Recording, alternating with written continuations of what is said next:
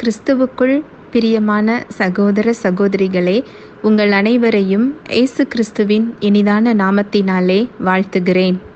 தேவனுடைய வார்த்தை சொல்லுகிறது, சத்தியத்தையும் அறிவீர்கள், சத்தியம் உங்களை விடுதலையாக்கும் என்று சொல்லுகிறது. இன்றைய சிந்தனைக்கு எடுத்துக்கொண்ட வேத வசனம் மார்க் 11:25-26.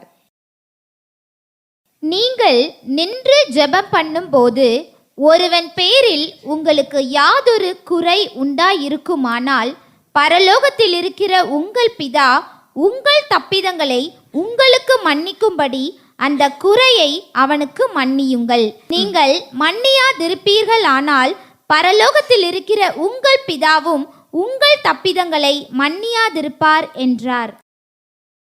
நம்ம ஜெபிக்கும் பொழுது நம்ம சூழ்நிலைகள்ல கிருபைக்காக நம்ம காத்து கொண்டிருக்கிறோம். நம்ம சரீரத்துல சுகம் வெளிப்பட காத்து கொண்டிருக்கிறோம், விடுதலைக்காக காத்து கொண்டிருக்கிறோம், ஆசீர்வாதத்துக்காக காத்து கொண்டிருக்கிறோம். இது எப்படி கிடைச்சிருக்குன்னா கிருபையாக நமக்கு கிடைத்திருக்கிறது. எதன் மூலம் கிடைத்திருக்குதுன்னா அவர் கொடுத்த மன்னிப்பின் மூலம். அப்போ வேறங்க என்னது? மன்னிப்பு. அவர் நம்முடைய பாவங்களை இயேசு கிறிஸ்துவின் இரத்தத்தினால் நமக்கு மன்னித்து இந்த கிருபையை என்ன செஞ்சிருக்கிறார்? கொடுத்திருக்கிறார். நாம பிறருடைய குறைய மன்னிக்கலன்னு சொன்னா அந்த மன்னிப்பு நமக்கு என்ன செய்யாதான்? கிடைக்காது. மன்னிக்க சொல்றது யாருக்காக செய்ய சொல்றாரு? நமக்காக. அவருடைய வல்லமையை உங்க சரீரத்துல வெளிப்படுத்துறதுக்காக, அவருடைய வல்லமையை உங்க வாழ்க்கையில வெளிப்படுத்துறதுக்காக, அவருடைய ஆசீர்வாதத்தை உங்க செயல்கள்ல காண்பிக்கிறதுக்காக, அவருடைய கிருபையை நீங்க பெற்றுக்கொள்றதுக்காக. அதுல 2 பேருக்குமே லாபம்தான். நமக்கும் அந்த கிருபையை பெற முடியும், நம்மளை எதிர்த்து வருகின்ற நபரிடமும் தேவன் செயல்பட முடியும். ஹல்லேலூயா, பிரைஸ் தி லார்ட். உங்களுக்கு 2 பிள்ளைங்க இருக்கிறாங்க, 2 பிள்ளையும் சண்டை போடுறாங்கன்னு வச்சுக்கோங்க. ஒரு பிள்ளைகிட்ட நியாயம் இருக்கு, ஒரு பிள்ளை தப்பு செஞ்சு என்ன செய்து சண்டைக்கு போகுது. இந்த இடத்துல நீங்க அதை எப்படி நியாயம் தீர்ப்பீங்க? பாதிக்கப்பட்ட பிள்ளைக்கு கூட கொஞ்சம் எதையாவது கொடுத்து இந்த பிள்ளையை நம்ம என்ன செய்வோம்? சரி செஞ்சு வழிக்கு கொண்டு வர வேண்டும்னு நினைப்போம். பொல்லாதவர்களாகிய நாம் நல்ல ஈவுகளை கொடுக்க அறிந்திருக்கும் போது நம்மளை எதிர்த்து வர்றாங்க இல்லையா மனிதர்கள், அவர்களுக்காகவும் அவர் ரத்தம் சிந்தி இருக்கிறார். ஹல்லேலூயா, பிரைஸ் தி லார்ட். நாம என்ன கேட்கிறோம்? நியாயம் கேட்கிறோம். நாம என்ன கேட்கிறோம்? நீதி கேட்கிறோம். அவங்க செஞ்ச பலனை அவங்க பெற்றுக்கொள்ளணும் நம்ம ஜெபிக்கிறோம்.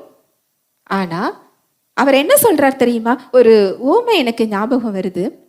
ஒரு எஜமான் வெளியில போய் தன்னோட தோட்டத்துல வேலை பார்க்கறதுக்கு ஆட்கள் எடுப்பாராம். காலையில இருந்து சாயங்காலம் வரைக்கும் வேலையாட்களை என்ன செய்கிறார்? கூப்பிடுகிறார். அவர்களுக்கு என்ன கூலியோ அதை பேசி அவர் என்ன செய்யறாரு? கொண்டு வருகிறார். மறுபடியும் போய் மதியானத்துல கொஞ்சம் ஆட்களை என்ன செய்கிறார்? கொண்டு வருகிறார். 3 மணிக்கு போய் மறுபடியும் ஆட்களை என்ன செய்கிறார்? கூட்டிட்டு வருகிறார். இந்த காலையிலே வேலை பார்த்த ஆட்கள் என்ன நினைப்பாங்க அப்படின்னா, அவங்கள காட்டிலையும் எனக்கு கூட கொடுப்பாங்க, நியாயமான ஒரு எதிர்பார்ப்பு. ஆனா இந்த எஜமான் கொடுத்தது எப்படி கொடுப்பாரு தெரியுமா? எல்லோருக்கும் சமம். இந்த காலையிலே வேலை பார்த்தவங்களுக்கு கோபம் வந்துடும். நாங்க இவ்வளோ தூரம் வெயில்ல நின்று என்ன செஞ்சிருக்கிறோம்? வேலை பார்த்திருக்கிறோமே, எங்களுக்கும் இப்பொழுது வந்தவர்களுக்கும் ஒரே கூலியா? அதுக்கு இந்த எஜமான் என்ன கேட்பார் தெரியுமா? நீ என்ன கூலிக்கு சம்மதிச்சு இங்க வந்த? அந்த கூலியை நீ பெற்றுக்கொண்டாயா? பெற்றுக்கொண்டேன். அவனுக்கு கொடுப்பது என் விருப்பம். ஹல்லேலூயா, பிரைஸ் தி லார்ட். நீங்க மனிதர்களால் பாதிக்கப்பட்டிருக்கலாம், உறவுகளால் பாதிக்கப்பட்டிருக்கலாம், துரோகங்களை நீங்கள் பெற்றிருக்கலாம். உங்களுடைய காயங்கள், உங்களுடைய பிரச்சனைகள், உங்களுடைய ஏமாற்றங்கள் எல்லாமே நிஜம். இந்த இடத்துல நீங்க தீர்மானம் செய்து தேவ அன்பினால் அந்த மன்னிப்பிற்குள் நீங்க போகும் பொழுது உங்களுக்கு என்ன தேவையோ அதை அவர் என்ன செஞ்சிருவாரு? கொடுத்து விடுவார். அது அவருடைய கிருபை. ஹல்லேலூயா, பிரைஸ் தி லார்ட். அதுதான் அவருடைய நீதி. அவர் அதை தான் விரும்புகிறார். நீங்க தேவ அன்பை காண்பிக்காமல் அவர் உங்ககிட்டயும் செயல்பட முடியாது, அந்த மனிதர்கிட்டையும் அவர் என்ன செய்ய முடியாது? செயல்பட முடியாது. அவர் செயல்படுறதுக்கு ஒரு பாத்திரம் தேவை. நம்முடைய தேவன் ஆவியானவர். அவருடைய அன்பையும் வல்லமையையும் மகத்துவத்தையும் இந்த உலகத்துல வெளிப்படுத்தணும் அப்படின்னு சொன்னா நம்ம மூலமா தான் அவர் என்ன செய்ய முடியும்? வெளிப்படுத்த முடியும். ஹல்லேலூயா, பிரைஸ் தி லார்ட். எத்தனை பேர் ஜெபத்துல எனக்கு நியாயம் வேணும்னு நம்ம கேட்கிறோம்? எத்தனை பேர் எனக்கு நீதி வேணும்னு கேட்கிறோம்? எத்தனை பேர் நான் பெற்றதை போல அவன் பெற்றுக்கொள்ளணும்னு ஜெபிச்சுக்கிட்டு இருக்கிறோம்? நமக்கு கிடைச்சிருக்கிறதே என்ன கிடைச்சிருக்கு? இரக்கம். நமக்கு கிடைச்சதே என்ன கிடைச்சிருக்கு? கிருபை, மன்னிப்பு. அதை பெற்றுக்கொள்றதுக்கு எனக்கு தகுதியே கிடையாது. நியாயப்படி அவர் நமக்கு நியாயம் செய்யணும்னா நமக்கு என்ன கிடைக்கணும்? தண்டனை தான் கிடைக்கணும். அதனாலதான் அவர் சொல்றாரு, உங்க பரமபிதா உங்கள் தப்பிதங்களை மன்னிக்கும்படி நீங்க அவனுக்கு என்ன செய்யுங்க? மன்னியுங்கள். இது நம்ம வல்லமையில செய்ய சொல்லவே இல்லை. நம்ம உடம்புல ஒரு சில இடங்கள்ல புண்கள் வருது, ஆழமா புண் வந்து அது வீங்கி போய் இருக்குது. டாக்டர் கிட்ட போனா என்ன கொடுப்பாரு? ஆயின்மெண்ட் கொடுப்பாரு. அதை போட போட அது ஒரே நாள்ல ஆறிருமா? அந்த புண்ணோட ஆழத்தை பொறுத்து. அது ரொம்ப ஆழமா இருந்தா கூட கொஞ்ச நாள் எடுக்கும். ஆனா அந்த மருந்து ஒவ்வொன்றா என்ன செய்யும்? சரி செய்யும். அந்த வீக்கத்தை சரி செய்யும், அந்த ரத்தம் வடிகிறத சரி செய்யும். அதோட தோல் எல்லாம் உதிர்ந்து காஞ்சி புதிய தோல் முளைக்கும். இது ஒரு ப்ராசஸ். அது போல நீங்க மன்னிக்கணும் தீர்மானம் மட்டும்தான் எடுக்கணும். எடுத்தா உங்களுக்குள்ள உள்ள இந்த தேவ அன்பு முதல்ல என்ன செய்யும் தெரியுமா? உங்க காயங்களை அது ஆற்றும். ஹல்லேலூயா, பிரைஸ் தி லார்ட். உங்களுக்கான மருந்து அதுதான். உங்களுடைய வலிகளை அது ஆற்றும். ரத்தம் அடிக்கிற அனுபவத்தை அது என்ன செய்யும்? மாற்றும். தூக்கம் வராம இருக்கிற அந்த உணர்வு அது என்ன செய்யும்? மாற்றும். படுத்தா நிம்மதியா என்ன வரும்? தூக்கம் வரும். அதுதானே வேணும். படுத்தா என்ன வேணும்? தூக்கம் வேணும். மாத்திரை போடலாம், மாத்திரையோட எஃபெக்ட் நின்ன உடனே மறுபடியும் என்ன வந்துடும்? பிரச்சனையெல்லாம் ஏறி வந்து உள்ள வந்து என்ன செஞ்சுக்கும்? உட்கார்ந்துக்கும். ஹல்லேலூயா, பிரைஸ் தி லார்ட். உங்களுக்கு அந்த சமாதானத்தை அவர் உங்களுக்கும் கொடுக்க விரும்புகிறார். உங்களை எதிர்த்து வருகின்ற மனிதர்களுக்கும் கொடுக்க விரும்புகிறார். அவருடைய நீதி அதுதான். இந்த விதி எப்படி செயல்படும் அப்படின்னா, அவர் மன்னித்து நமக்கு கிருபை கொடுத்திருக்கிறாரே, இந்த மன்னிப்பின் மூலமாக பெற்ற இந்த கிருபை எப்படி வெளிப்படும் அப்படின்னா, நீங்க மற்றவர்களுக்கு மன்னிக்கும் போது இயல்பா அது என்ன செய்யும்? வெளிப்படும். நீங்க பகல் முழுவதும் சத்தியத்தை காதுல மாட்டிக்கொள்ளலாம், உட்காந்து நோட்ஸ் எழுதலாம், ஃபார்முலா மாதிரி வார்த்தையை நீங்க சொல்லலாம். உள்ளுக்குள்ள மன்னியாத தன்மை இருக்கிற வரைக்கும் அந்த சுகத்தை நீங்க என்ன செய்ய முடியாது? பார்க்க முடியும். ஜெபிக்கலாம், ஜெபிக்கும் போது அது சுகம் கிடைக்கும். அது தற்காலிகமா இருக்கும். ஒரு சின்ன ஒரு உதாரணம் சொல்றேன். ஒரு நெருஞ்சு முள் காலுக்குள்ள குத்தி நல்லா வீங்கி புண்ணாகுது. டாக்டர் கிட்ட போறோம். அதை சரி பண்றதுக்கு அந்த புண்ணா இருக்கிறத அவர் சரி செஞ்சு வெளியில மருந்து போட்டுக்கிட்டே இருக்கிறாரு. ஆனா முள்ளு உள்ள என்ன செய்யுது? இருக்குது. மருந்து போடுற இடத்துல வீக்கம் என்ன செய்யும்? குறையும். இன்னொரு பக்கம் என்ன செய்யும்? வீங்கும். அதுக்கு நீங்க மருந்து போட்டீங்கன்னா அது இன்னொரு பக்கத்துல என்ன செய்யும்? வீங்கும். சுத்தி சுத்தி என்ன செய்யும்? வீங்கும். அது சரியாகணும்னா உள்ள முள் என்ன செய்யணும்? எடுக்கப்பட வேண்டும். அந்த மன்னியாமைய அவருடைய அன்பை கொண்டு நீங்க சரி செய்யும் பொழுது அவர் சுகமாக்கிட்டார் அப்படிங்கிற உங்க விசுவாசமே அந்த சுகத்தை வெளியில என்ன செஞ்சிடும்? கொண்டு வந்து விடும். இந்த தேவ சுகத்தை அவர் நமக்கு என்ன செய்திருக்கிறார்?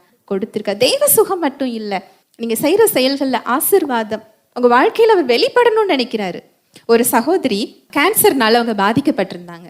டாக்டர் 2 மாசம் தான் அவங்களுக்கு கெடு கொடுத்திருந்தாங்க. சத்தியத்தை சொல்லும் போது அவங்க டாக்டர் முடியாதுன்னு சொல்லிட்டாங்க அப்படிங்கிற மாதிரி தான் தெரியும். இதை கொடுக்கும்போது அவங்க கிட்ட அந்த குரல்ல உற்சாகம் இருக்காது, ஒரு சோர்வு இருந்துகிட்டே இருக்கும். அப்போ அவங்களுக்கு உள்ள ஒரு எண்ணம், நான் பாவம் செஞ்சிருக்கிறேன் அதனால எனக்கு இந்த நோய் அப்படிங்கிற ஒரு எண்ணம் அவங்களுக்கு இருந்தது. அப்போ அவங்களுக்கு இயேசு கிறிஸ்துவின் ரத்தம் நம்முடைய பாவங்களை கழுவி இருக்கிறது. அவர் உங்களை பாவியாக என்ன செய்யல?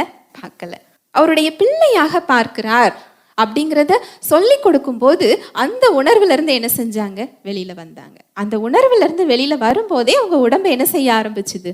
சுகத்தை பார்க்க ஆரம்பிச்சுது. அந்த ரேடியேஷன் டேபிள்ல எல்லாம் ஜம்ப் பண்ணி குதிச்சு என்ன செய்வாங்களாம்? இறங்கி வருவாங்களாம். அந்த ரேடியேஷன் மிஷினுக்குள்ள என்ன செயல்படுது? இயேசுவின் வாழ்வு செயல்படுகிறது. டாக்டர் கரத்துக்குள்ள என்ன செயல்படுது? இயேசுவின் வாழ்வு செயல்படுது. என்னோட வயிற்று பகுதிக்குள்ள என்ன செய்யுது? இயேசுவின் வாழ்வு செயல்படுகிறது. இதுதான் அவங்களோட ரேடியேஷன். என்ன செய்வாங்களா? அந்த டேபிள்ல இருந்து ஜம்ப் பண்ணி இறங்குவாங்களாம். முதல்ல அவங்க கிட்ட பேசும்போது படுத்த படுக்கையா இருந்தாங்க. நேரா கூட அவங்களால படுக்க முடியாது, எழுந்து நிற்க முடியாது. இந்த சுகத்தை அவங்க பார்த்துக்கிட்டு இருந்தாங்க. இதை பார்த்துட்டு இருக்கும்போது அவங்களுக்கு ஒரு கோபம். என்ன கோபம்னா, அவங்க ஒரு சகோதரியால ஏமாற்றப்பட்டிருக்கிறாங்க. அவங்களுடைய நகையை ஒருத்தங்க என்ன செஞ்சிருக்கிறாங்க? ஏமாற்றி இருக்கிறாங்க. அநியாயமா அவங்க ஏமாற்றப்பட்டிருக்கிறாங்க. அவங்களுடைய கோபம் என்னதுதான்? நியாயமானதுதான். அப்போ உங்களுக்கு நான் இந்த சத்தியத்தை நான் சொல்லி கொடுத்தேன். நீங்க இந்த சுகத்தை நீங்க பெற்றுக்கொண்டீங்கன்னா எத்தனை நகையா இருந்தாலும் அவர்கிட்ட இருந்து பெற முடியும். உங்க கையின் பிரயாசங்கள் ஆசீர்வதிக்கப்படுறதை நீங்க என்ன செய்ய முடியும்? பார்க்க முடியும். ஒன்று, உங்களுக்கு அந்த நகையே திரும்பி வரலாம். இல்லை என்றால் நீங்க அதை மன்னிச்சு விடும் பொழுது அதை விட 2 மடங்கு அவர் என்ன செய்து விடுவார்? உங்களுக்கு கொடுத்து விடுவார். இந்த சத்தியங்களை கொடுத்து கேட்க வைக்கும் போது அந்த மன்னிப்பு அப்படிங்கிற இடத்துக்கு அவங்க என்ன செஞ்சாங்க? வந்தாங்க. நான் உங்களை மறந்துட்டேன், நான் மன்னிச்சிட்டேன் அப்படிங்கிற இடத்துக்கு அவங்க என்ன செஞ்சுட்டாங்க? வந்துட்டாங்க. ரிப்போர்ட்டும் நார்மல்னு அவங்களுக்கு என்ன செஞ்சுட்டு வந்துட்டு. ஹல்லேலூயா, பிரைஸ் தி லார்ட். இப்போ அவங்க எந்த பிசினஸ் அவங்க இழந்திருந்தாங்களோ அதே பேக்கரி பிசினஸை ரன் பண்ணிக்கிட்டு இருக்கிறாங்க. ஹல்லேலூயா, பிரைஸ் தி லார்ட். இந்த இடத்துல ஏமாற்றின அந்த நபரை அவங்க மன்னிக்காம இருந்திருந்தா இந்த சுகத்தையும் இந்த பலத்தையும் அவங்களால என்ன செஞ்சிருக்க முடியாது? பார்க்க முடியாது. நமக்கு என்ன கிடைக்குதுன்னு தான் பார்க்கணுமே தவிர மற்றவர்களுக்கு என்ன நம்ம என்ன செய்யக்கூடாது? பார்க்க கூடாது. எவ்வளோ ஒரு அழகான சத்தியம் பாருங்களேன். ஒரு சகோதரி இந்த சத்தியத்தை அறிஞ்சவங்க ஒரு நாள் கால் வலிக்குன்னு சொல்லி எனக்கு ஃபோன் பண்ணாங்க. சத்தியத்தை கொடுத்து அனுப்பி என்ன செஞ்சேன்? கேட்க வச்சேன். இதை நீங்க கேட்டீங்கன்னா உங்க கால்வலி என்ன செஞ்சிடும்? சரியாயிரும். என்னால தூங்கவே முடியல, எனக்கு இன்னைக்கு நீங்க கண்டிப்பா ஜெபிச்சுதான் என்ன செய்யணும்? ஆகணும். நீங்க இதை கேட்டு முடிச்சிட்டு எனக்கு வலி இருந்தால் என்ன செய்யுங்க? கூப்பிடுங்க. நான் உங்களுக்கு என்ன செய்யறேன்? ஜெபிக்கிறேன். மறுநாள் என்ன கூப்பிட்டாங்க. கூப்பிட்டு எனக்கு பாதி தான் குறைஞ்சிருக்குமா, இன்னும் பாதி என்ன செய்யல? குறையல. அப்ப நான் சொன்னேன், அப்போ உங்களுக்கு அடுத்த ட்ரீட்மெண்ட் தான். யார் மேல நீங்க கோபமா இருக்கிறீங்க அப்படின்னு கேட்டேன். அவங்களுக்கு யாரோ ஒருத்தங்க பணம் கொடுக்கணும், அவங்க அநியாயமா இவங்களை என்ன செஞ்சுட்டாங்க? திட்டி கோவப்பட்டிருக்கிறாங்க, வார்த்தைகளை அதிகமா விட்டுருக்குறாங்க. அந்த வார்த்தையை நினைச்சு 1 மாசம் அவங்க என்ன செய்யல? தூங்கல. அப்போ நான் சொன்னேன், நீங்க தேவ அன்புல இருக்கும் போதுதான் இந்த சுகத்தை என்ன செய்ய முடியும்? பார்க்க முடியும். இந்த வருத்தமானது, நல்லா கேளுங்க, வருத்தம். நீங்க சொல்லலாம், எனக்கு எதிர்த்து வர்றவங்க கிட்ட நான் சண்டை போடுறது இல்லை, அவங்களுக்கு நான் எந்த தீமையும் செய்யறது இல்லை. அது நீங்க மன்னிப்புன்னு நினைச்சீங்கன்னா வேதத்தின் படி அது மன்னிப்பு கிடையாது. உங்களுக்குள் அவரை பற்றி நீங்க என்ன வச்சிருக்கிறீங்க? தேவன் கிறிஸ்துவின் மூலமாக நமக்கு இவ்வளோ பெரிய மன்னிப்பை கொடுத்திருக்கிறாரே, அவர் நம்மை எப்படி பார்க்கிறார்? நம்ம செஞ்ச பாவத்தை பார்க்கிறாரா, இல்ல கிறிஸ்துவின் ரத்தத்தின் மூலமா அவர் பார்த்துக்கிட்டு இருக்கிறாரா? நம்முடைய பாவத்தை அவர் கிழக்குக்கும் மேற்குக்குமா என்ன செஞ்சிட்டாரா? அகற்றி விட்டார். நம்ம பாவியா பார்க்கல, கிறிஸ்துவின் ரத்தத்தின் மூலம் நம்மள நீதிமான அவர் என்ன செஞ்சுக்கிட்டு இருக்கிறாரு? பார்த்து கொண்டிருக்கிறார். அவருடைய பிள்ளையாக பார்த்து கொண்டிருக்கிறார். அதை அவர் நினைவு கூறுவதில்லைன்னு எபிரேயர்ல சொல்லப்பட்டிருக்கு. உன்னுடைய அக்கிரமங்களையும் உன்னுடைய பாவங்களையும் நான் நினையாமல் இருப்பேன். நம்முடைய பாவத்தை அவர் நினைவு கூர்ந்தா நம்ம எப்படி அவர்கிட்ட போய் ஜெபத்துக்குன்னு போய் நிற்கிறது? அந்த பதிலை நாம எப்படி வாங்கி கொள்வது? அப்போ அந்த தேவ அன்பு நம்மளை மன்னிக்க மட்டும் செஞ்சிருக்குதா? நம்முடைய அக்கிரமத்தை அது மறந்திருக்கா? என்ன செஞ்சிருக்கு? மன்னிக்க மட்டும் செய்யல. நீங்க மன்னிக்கிறதுங்கிறது மன்னிப்பு மட்டும் இல்ல, மறக்கிறதும் சேர்த்துதான். அந்த சத்தியத்தை உங்களுக்கு அனுப்பி விட்டு இதை நீங்க கேளுங்க அப்படின்னு சொன்னேன். அதை கேட்டாங்க. மறுநாள் காலையில சாட்சி சொன்னாங்க. என்ன சாட்சி சொன்னாங்கன்னா, அவங்க மேல கோபம் இல்லை, எனக்கு அவங்க மேல எனக்கு கசப்பு இல்லை, நான் மன்னிச்சுட்டேன்னு நான் நினைச்சிருந்தேன். ஆனா சத்தியத்தை கேட்கும் போதுதான் நான் இன்னும் என்ன செய்யல? மன்னிக்கல. என்னோட மனித இயல்புல நான் இதன் மூலம் என் சுகம் தடைப்படும் சொல்லி நான் நினைக்கிறதுனால அவங்க மேல நான் கோபப்படாம இருந்திருக்கிறேன். உள்ள எனக்கு என்ன இருந்தது? வருத்தம், கவலை. எனக்கு இப்படி நடந்திருக்கிறதே, அந்த காயம், அஃபண்ட் ஆயிருக்கிறாங்க, காயப்பட்டிருக்கிறாங்க. இந்த தேவ அன்பு எப்படி மன்னிக்கும்னு சொல்லி கேட்ட உடனே அந்த இடத்துல அவங்க ஒப்பு கொடுத்தாங்களாம். என்னால இந்த காயத்துல இருந்து என்ன செய்ய முடியாது? வர முடியாது. ஆனா நீங்க எனக்கு எவ்வளவு மன்னிச்சிருக்கிறீங்கிறத நான் தெரிந்து கொண்டேன். இந்த இடத்துல அவருக்கு நான் அதை மன்னிக்க நான் என்ன செய்யறேன்? நான் கடமைப்பட்டு இருக்கிறேன், நான் தீர்மானம் எடுக்கிறேன், நான் என்னை ஒப்பு கொடுக்கிறேன். அப்படி அவங்க சொல்ல சொல்ல அந்த வலி அவங்கள விட்டு அப்படியே போறத அவங்க என்ன செஞ்சாங்களாம்? பார்த்தாங்க.